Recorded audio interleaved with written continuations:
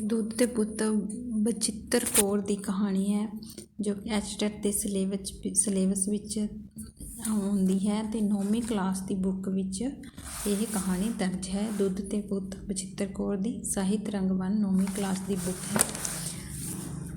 ਬਚਿੱਤਰ ਕੌਰ ਦੀ ਸ਼ਖਸੀਅਤ ਅਤੇ ਰਚਨਾ ਬਾਰੇ। ਪੰਜਾਬੀ ਸਾਹਿਤ ਜਗਤ ਵਿੱਚ ਵਡਮੁੱਲਾ ਯੋਗਦਾਨ ਪਾਉਣ ਵਾਲੀ ਬਚਿੱਤਰ ਕੌਰ ਦਾ ਜਨਮ 8 ਫਰਵਰੀ 1940 ਈਸਵੀ ਨੂੰ ਪਿੰਡ ਭੜੋ ਨਾਭਾ ਪੰਜਾਬ ਵਿੱਚ ਹੋਇਆ। ਜ਼ਿੰਦਗੀ ਵਿੱਚ ਜੱਦੋ-ਜਹਿਦ ਕਰਦਿਆਂ ਐਮਫਿਲ ਤੱਕ ਉੱਚ ਵਿੱਦਿਆ ਹਾਸਲ ਕੀਤੀ। ਬਚਿੱਤਰ ਕੌਰ ਨੇ ਪੰਜਾਬੀ ਸਾਹਿਤ ਜਗਤ ਦੇ ਕਹਾਣੀ ਖੇਤਰ ਵਿੱਚ ਮਹੱਤਵਪੂਰਨ ਯੋਗਦਾਨ ਪਾਇਆ ਹੈ। ਉਹਨਾਂ ਨੇ ਦਰਜਨ ਤੋਂ ਵੱਧ ਕਹਾਣੀਆਂ ਦੀਆਂ ਪੁਸਤਕਾਂ ਮਾਂ ਬੋਲੀ ਪੰਜਾਬੀ ਦੀ ਝੋਲੀ ਵਿੱਚ ਪਾਈਆਂ ਹਨ, ਜਿਵੇਂ ਮੰਜ਼ਿਲ, ਸੂਹਾ ਰੰਗ ਸਿਆਹ ਰੰਗ, ਭੁੱਬਲ ਦੀ ਅੱਗ। ਕਿਆਰੀ ਲੌਂਗਾਂ ਦੀ ਪੁਸਤਕ ਨੂੰ 1982-83 ਦਾ ਪੰਜਾਬੀ ਅਕਾਦਮੀ ਦਿੱਲੀ ਵੱਲੋਂ ਸਰਬੋਤਮ ਪੁਰਸਕਾਰ ਮਿਲਿਆ। ਕਿਹੜੀ? ਕਿਆਰੀ ਲੌਂਗਾਂ ਦੀ ਨੂੰ 82-83 ਵਿੱਚ ਦਿੱਲੀ ਵੱਲੋਂ ਪੰਜਾਬੀ ਸਾਹਿਤ ਅਕਾਦਮੀ ਦਿੱਲੀ ਵੱਲੋਂ ਇਨਾਮ ਮਿਲਿਆ। ਉਹਨਾਂ ਦੇ ਕਹਾਣੀ ਤੋਂ ਇਲਾਵਾ ਨਾਵਲ, ਸਵੈ ਜੀਵਨੀ, ਸਫ਼ਰਨਾਮਾ, ਬਾਲ ਪੁਸਤਕਾਂ ਵੀ ਲਿਖੀਆਂ। ਬਚਿੱਤਰ ਕੌਰ ਦੀਆਂ ਕਹਾਣੀਆਂ ਦੀ ਸ਼ੈਲੀ ਸਰਲ ਅਤੇ ਸੰਖੇਪ ਹੈ। ਉਹਨਾਂ ਦੀਆਂ ਕਹਾਣੀਆਂ ਅੰਗਰੇਜ਼ੀ, ਹਿੰਦੀ ਅਤੇ ਹੋਰ ਭਾਸ਼ਾਵਾਂ ਵਿੱਚ ਅਨੁਵਾਦ ਹੋ ਚੁੱਕੀਆਂ ਹਨ। ਉਹਨਾਂ ਦੀਆਂ ਕਹਾਣੀਆਂ ਅਜਿਹੇ ਵਿਸ਼ੇ ਨੂੰ ਪੇਸ਼ ਕਰਦੀਆਂ ਹਨ ਜੋ ਪਾਠਕ ਮਨ ਨੂੰ ਟੁੰਬਦਾ ਹੈ। ਅਜਿਹਾ ਵਿਸ਼ਾ ਪੇਸ਼ ਕਰਦੀ ਹੈ ਜਿਸ ਦਾ ਜੋ ਵਿਸ਼ਾ ਹੈ ਉਹ ਪਾਠਕ ਦੇ ਮਨ ਨੂੰ ਟੁੰਬ ਲੈਂਦਾ ਹੈ, ਮੋਹ ਲੈਂਦਾ ਹੈ। ਦੁੱਧ ਤੇ ਪੁੱਤ ਕਹਾਣੀ 'ਚ ਲੇਖਿਕਾ ਨੇ ਬਜ਼ੁਰਗ ਮਾਪਿਆਂ ਦੀ ਦੁਖਾਂਤ ਸਥਿਤੀ ਨੂੰ ਬਿਆਨ ਕੀਤਾ ਹੈ। ਜੋ ਲੇਖਕ ਬਾਰੇ ਸੰਖੇਪ ਜਾਣਕਾਰੀ ਉਹਨਾਂ ਦੀ ਰਚਨਾ ਬਾਰੇ ਪੜ੍ਹਦੇ ਹਾਂ।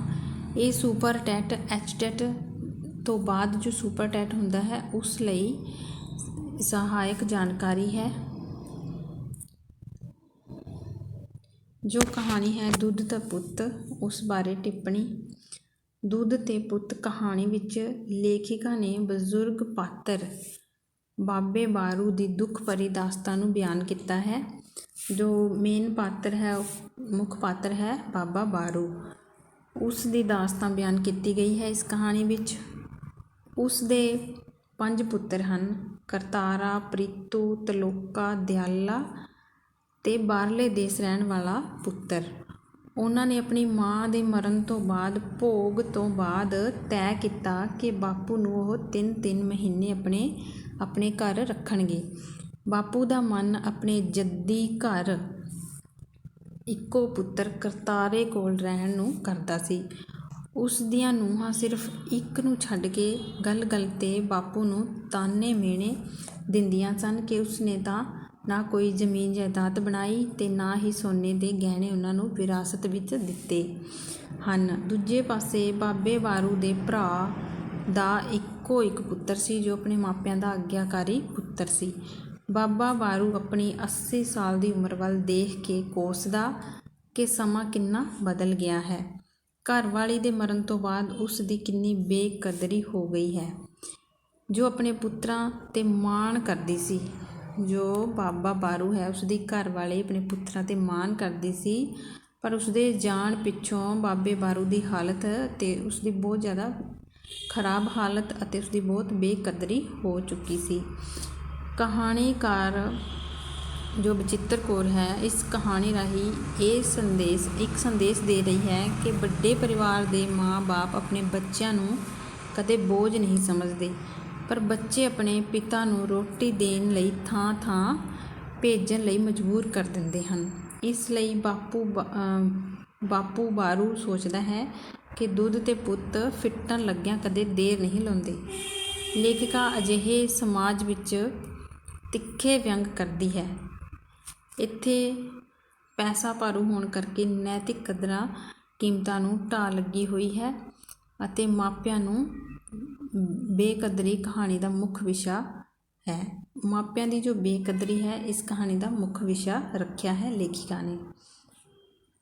ਹੁਣ ਇਸ ਕਹਾਣੀ ਦੇ ਅਭਿਆਸ ਦੇ ਕੁਝ ਪ੍ਰਸ਼ਨ ਪੜਾਂਗੇ ਜਿਸ ਨਾਲ ਕਿ ਪੂਰੀ ਕਹਾਣੀ ਸਮਝ ਵਿੱਚ ਆ ਜਾਊਗੀ। ਪ੍ਰਸ਼ਨ ਨੰਬਰ 1 ਹੈ, ਦੁੱਧ ਤੇ ਪੁੱਤ ਕਹਾਣੀ ਵਿੱਚ ਬਾਬੇ ਬਾਰੂ ਦੇ ਕਿੰਨੇ ਪੁੱਤਰ ਹਨ? ਦੁੱਧ ਤੇ ਪੁੱਤ ਕਹਾਣੀ ਵਿੱਚ ਬਾਬੇ ਬਾਰੂ ਦੇ 5 ਪੁੱਤਰ ਹਨ। ਕਰਤਾਰਾ ਸਿੰਘ, ਪ੍ਰੀਤੂ, ਤਲੋਕਾ, ਦਿਆਲਾ, ਇੱਕ ਬਾਹਰਲੇ ਦੇਸ਼ ਰਹਿਣ ਵਾਲਾ ਪੁੱਤਰ। 5ਵੇਂ ਛੋਟੇ ਪੁੱਤਰ ਨੂੰ ਛੱਡ ਕੇ ਬਾਕੀ ਚਾਰੇ ਵਾਰੀ-ਵਾਰੀ ਬਾਬੇ ਬਾਰੂ ਨੂੰ ਆਪਣੇ ਕੋਲ ਰੱਖਦੇ ਹਨ। ਇਹਨਾਂ ਵਿੱਚੋਂ ਪ੍ਰੀਤੂ ਸ਼ਰਾਬੀ ਸੀ। ਕਰਤਾਰਾ ਆਪਣੀ ਪਤਨੀ ਦੀ ਹਾਂ ਵਿੱਚ ਹਾਂ ਮਿਲਾਉਂਦਾ ਸੀ। ਦਿਆਲਾ ਜ਼ਮੀਨ ਦੀ ਭੁੱਖ ਰੱਖਦਾ ਸੀ। ਤਲੋਖਾ ਹੀ ਸੀ ਜੋ ਬਾਬੇ ਨੂੰ ਭਟਕਦਾ ਨਹੀਂ ਸੀ ਦੇਖ ਸਕਦਾ। ਤਲੋਕਾ ਯਾਨੀ ਕਿ ਫਿਰ ਵੀ ਸਹੀ ਸੀ ਬਾਕੀਆਂ ਨਾਲੋਂ। ਅਤੇ ਸਭ ਤੋਂ ਛੋਟਾ ਪੁੱਤਰ ਕਿਤੇ ਕੋਈ ਬਾਹਰ ਨੌਕਰੀ ਕਰਦਾ ਸੀ, ਉਹ ਹਲੇ ਕੁਆਰਾ ਸੀ। ਇਸ ਕਹਾਣੀ ਵਿੱਚ ਬਾਪੂ ਆਪਣੇ ਘਰ ਦੀ ਗੱਲ ਕਿਸ ਨੂੰ ਦੱਸਦਾ ਹੈ? ਬਾਬਾ ਬਾਰੂ ਆਪਣੇ ਦਿਲ ਦੀ ਗੱਲ ਆਪਣੇ ਛੋਟੇ ਭਰਾ ਨੂੰ ਦੱਸਦਾ ਹੈ। ਉਸਦਾ ਛੋਟਾ ਭਰਾ ਆਪਣੇ ਇਕਲੌਤੇ ਪੁੱਤਰ ਨਾਲ ਰਹਿੰਦਾ ਹੈ।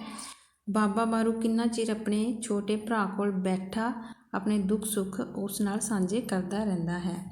ਲੇਖਿਕਾ ਇਸ ਕਹਾਣੀ ਵਿੱਚ ਦੱਸਦੀ ਹੈ ਕਿ ਜੋ ਬਾਬਾ ਬਾਰੂ ਹੈ ਉਸਦੇ 5 ਪੁੱਤਰ ਸਨ, ਪਰ ਬੁਢਾਪੇ ਵਿੱਚ ਉਹ ਫਿਰ ਵੀ ਉਸਦੀ ਬਹੁਤ ਜ਼ਿਆਦਾ ਬੇਕਦਰੀ ਸੀ। ਪਰ ਜੋ ਉਸਦਾ ਛੋਟਾ ਭਰਾ ਸੀ ਉਸਦਾ ਇੱਕੋ ਇੱਕ ਪੁੱਤਰ ਸੀ ਜੋ ਕਿ ਉਹਨਾਂ ਦਾ ਆਗਿਆਕਾਰੀ ਸੀ। ਮਾਂ ਦੇ ਮਰਨ ਤੋਂ ਬਾਅਦ ਪੁੱਤਰਾਂ ਨੇ ਕੀ ਫੈਸਲਾ ਕੀਤਾ? ਮਾਂ ਦੇ ਮਰਨ ਤੋਂ ਬਾਅਦ ਪੁੱਤਰਾਂ ਨੇ ਫੈਸਲਾ ਕੀਤਾ ਕਿ ਉਹ 3 ਮਹੀਨੇ ਬਾਪੂ ਨੂੰ ਆਪਣੇ ਘਰੇ ਰੱਖਣਗੇ। ਪ੍ਰਸ਼ਨ ਨੰਬਰ 4, ਬਾਬੇ ਬਾਰੂ ਪ੍ਰਤੀ ਉਸਦੇ ਪ੍ਰੀਤੂ ਪੁੱਤਰ ਦਾ ਕਿਹੋ ਜਿਹਾ ਵਿਵਹਾਰ ਸੀ? ਜੋ ਪ੍ਰੀਤੂ ਸੀ ਉਹ ਸ਼ਰਾਬੀ ਸੀ। ਆਪਣੇ ਪਿਓ ਨੂੰ ਸਤਿਕਾਰ ਦੇਣਾ ਬਹੁਤ ਦੂਰ, ਉਹ ਉਸਨੂੰ ਬਹੁਤ ਆਬਾ ਤਵਾ ਬੋਲਦਾ ਸੀ। ਗੱਲ-ਗੱਲ 'ਤੇ ਆਪਣੇ ਬਜ਼ੁਰਗ ਪਿਓ ਦੀ ਬੇਇੱਜ਼ਤੀ ਕਰਦਾ ਸੀ। ਉਹ ਜਦ ਸ਼ਾਮ ਨੂੰ ਘਰ ਆਉਂਦਾ ਸੀ ਤਾਂ ਸ਼ਰਾਬੀ ਹਾਲਤ ਵਿੱਚ ਆਪਣੀ ਬੰਤ ਨਾਲ ਝਗੜਾ ਸ਼ੁਰੂ ਕਰ ਦਿੰਦਾ ਅਤੇ ਬੱਚਿਆਂ ਨੂੰ ਗਾਲਾਂ ਕੱਢਦਾ ਸੀ। ਆਪਣੀ ਪਤਨੀ ਨਾਲ ਝਗੜਾ ਕਰਕੇ ਬੱਚਿਆਂ ਨੂੰ ਗਾਲਾਂ ਕੱਢਦਾ ਅਤੇ ਬਹੁਤ ਕੁਝ ਕਹਿੰਦਾ ਸੀ ਉਹਨਾਂ ਨੂੰ। ਅਤੇ ਬਾਬੇ ਬਾਰੂ ਨੂੰ ਆਪਣਾ ਗੁੱਸਾ ਲਾਉਂਦਾ। ਆਪਣੇ ਬਜ਼ੁਰਗ ਪਿਓ 'ਤੇ ਵੀ ਉਹ ਗੁੱਸਾ ਕਰਦਾ ਸੀ ਸ਼ਰਾਬ ਪੀ ਕੇ। ਪ੍ਰੀਤੂ ਦਾ ਸੁਭਾਅ ਸੀ ਇਹੋ ਜਿਹਾ। ਉਸਦੀ ਮੰਜੀ ਨੂੰ ਠੇਡਾ ਮਾਰਦਾ। ਬਾਪੂ ਅਜੇ ਕਿੰਨਾ ਚਿਰ ਇਹ ਮੰਜੀ ਪੂਜਣੀ ਹੈ ਮੈਂ। ਇਹ ਗੱਲ ਸੁਣ ਕੇ ਬਾਬਾ ਬਾਰੂ ਕੰਬਣ ਲੱਗਦਾ। ਉਸਨੂੰ ਸਾਰੀ ਦੁਨੀਆ ਹਨੇਰੀ ਲੱਗਣ ਲੱਗਦੀ। ਉਸਦਾ ਸਰੀਰ ਮਿੱਟੀ ਹੋ ਜਾਂਦਾ। ਜੋ ਬਾਬਾ ਬਾਰੂ ਸੀ ਪ੍ਰੀਤੂ ਤੋਂ ਡਰ ਜਾਂਦਾ ਅਤੇ ਉਹ ਕੰਬਣ ਲੱਗ ਜਾਂਦਾ। ਇਸ ਕਹਾਣੀ ਦੇ ਸਿਰਲੇਖ ਤੋਂ ਕੀ ਭਾਵ ਹੈ? ਇਸ ਕਹਾਣੀ ਦੇ ਸਿਰਲੇਖ ਦੁੱਧ ਤੇ ਪੁੱਤ ਤੋਂ ਭਾਵ ਹੈ ਕਿ ਦੋਵੇਂ ਚੀਜ਼ਾਂ ਕਿਸੇ ਨੂੰ ਬਹੁਤੀਆਂ ਨਹੀਂ ਲੱਗਦੀਆਂ। ਦੋਹਾਂ ਦੇ ਹੀ ਫਿੱਟਣ ਦਾ ਡਰ ਲੱਗਾ ਰਹਿੰਦਾ ਹੈ। ਕਹਾਣੀਕਾਰ ਨੇ ਬਾਬੇ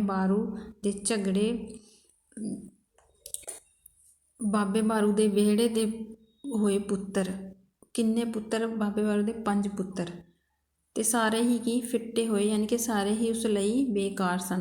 ਫਿੱਟੇ ਹੋਏ ਪੁੱਤਰਾਂ ਨਾਲ ਫਿੱਟੇ ਹੋਏ ਦੁੱਧ ਨਾਲ ਤੁਲਨਾ ਕੀਤੀ ਹੈ ਬਾਬੇ ਬਾਰੂ ਦੇ ਪੁੱਤਰਾਂ ਦੀ ਅਤੇ ਉਸਦੇ ਵਿਹੜੇ ਦੀ। ਕਹਾਣੀ ਦਾ ਪ੍ਰਤੀਕਾਤਮਕ ਸਿਰਲੇਖ ਚੁਣਿਆ ਹੈ। ਜੋ ਕਹਾਣੀਕਾਰ ਹੈ ਉਸਨੇ ਪ੍ਰਤੀਕਾਤਮਕ ਸਿਰਲੇਖ ਚੁਣਿਆ ਹੈ। ਮਾਪੇ ਆਪਣੇ ਬੱਚਿਆਂ ਨੂੰ ਕਦੇ ਬੋਝ ਨਹੀਂ ਸਮਝਦੇ, ਪਰ ਪੁੱਤਰ ਆਪਣੇ ਪਿਓ ਨੂੰ ਥਾਂ-ਥਾਂ ਭਟਕਣ ਲਈ ਮਜਬੂਰ ਕਰ ਦਿੰਦੇ ਹਨ। ਇਸ ਲਈ ਦੁੱਧ ਤੇ ਪੁੱਤ ਬਹੁਤਾ ਮਾਣ ਨਹੀਂ ਕੀਤਾ ਜਾ ਸਕਦਾ। ਦੁੱਧ ਤੇ ਪੁੱਤਾਂ ਦਾ ਬਹੁਤਾ ਮਾਣ ਨਹੀਂ ਕੀਤਾ ਜਾ ਸਕਦਾ ਕਿਉਂਕਿ ਇਹ ਫਿੱਟਣ ਲੱਗੇ ਦੇਰ ਨਹੀਂ ਲਾਉਂਦੇ। ਇਹ ਸੀ ਕਹਾਣੀ ਦੁੱਧ ਤੇ ਪੁੱਤ ਬਚਿੱਤਰ ਕੌਰ ਦੀ।